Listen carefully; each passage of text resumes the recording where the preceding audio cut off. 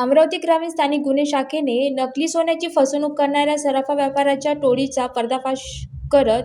मोठी कारवाई केली. अनेक नागरिकांची लाखो रुपयांची फसवणूक करणाऱ्या आरोपीकडून तब्बल 6,90,600 किमतीचे नगदी सोनं, रोख रक्कम व मोबाईल फोन जप्त करण्यात आले. या प्रकरणात 3 आरोपींना अटक करण्यात आली असून त्यांनी विविध ठिकाणी लोकांना विश्वासात घेऊन बनावट सोन्याचे दागिने घेऊन फसवणूक केल्याचे उघड झाले आहे. स्थानिक गुन्हे शाखेच्या तातडीच्या कारवाईमुळे आणखी मोठी फसवणूक टळली असून सदरची कार्यवाही पोलीस अधीक्षक विशाल आनंद, अप्पर पोलीस अधीक्षक पंकज कुमावत, उपविभागीय पोलीस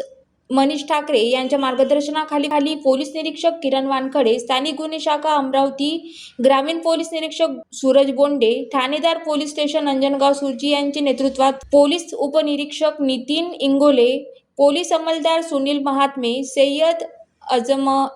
अजमत, स्वप्नील तंवर, निलेश डांगोरे, चेतन दुबे, सर जीप चालक हर्षद घुसे सर्व नेमणूक स्थानिक गुन्हे शाखा अमरावती ग्रामीण तसेच police station Anjangaon Surji, police उपनिरीक्षक भारत चिरडे, पोलीस अंमलदार Jaysingh Chauhan, Ravi Rathod, Shubh Markand, Amit Ghate, Mohansingh Khan, police station cyber Amravati ग्रामीण येथील पोलीस पहरेदार कॉन्स्टेबल सागर धापड, शिवा सिरसाट, नितेश गोस्वामी, विकास अंजीकर यांनी केली. Vidarbha city news Amravati.